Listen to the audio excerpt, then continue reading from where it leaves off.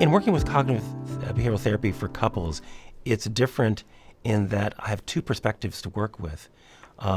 If you're seeing me as with your husband, for example, I have your perspective, but also what I have is his too, and it makes it different in some ways, richer when I have your spouse right there with me. I think the difference is focusing on what people have control over. If I see you with your husband, the only thing you have control over is how you behave and how you interpret his behavior. You have no control over how he behaves. You have no control over how he interprets your behavior.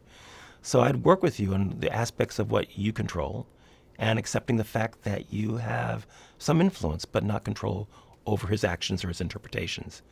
And I'd have the same thing in working with him. Beyond that, the differences in working with couples is that I can have them practice the techniques between the two of them in session, communication techniques, practicing empathy, practicing paraphrasing each other's words, and also having them practice assertiveness too. And the other difference is I have someone right there to provide a different interpretation. For example, if you see your husband as being very aggressive, and his method of stress management indeed is yelling and screaming, you can interpret his actions as being abusive when he really may be just yelling at the heavens in general. But more importantly, it may trigger a belief about yourself, that you're helpless, that you're out of control, perhaps even that you're unlovable. And the automatic thoughts could be that if he really loved me, he wouldn't be doing this.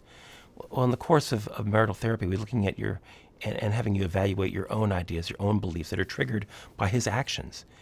And likewise with him, he sees your more benign, perhaps even passive demeanor, and he sees himself as having the burden of being proactive, the burden of doing things in the family, and he feels helpless, he feels overwhelmed because he feels that it's all on him, and he has the automatic thought perhaps that he is alone, he's the only one who cares. Has she no heart? Well, I'd work with him to examine that belief and to find alternative ways to look at himself in the ideas and beliefs get triggered by your behavior.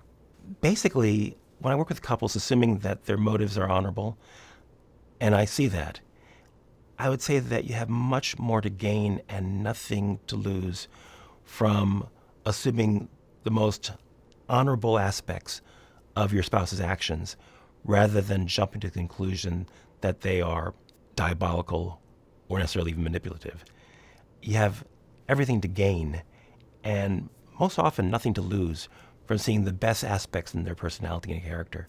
And that's what it would work for the both of you to do in the course of marital therapy.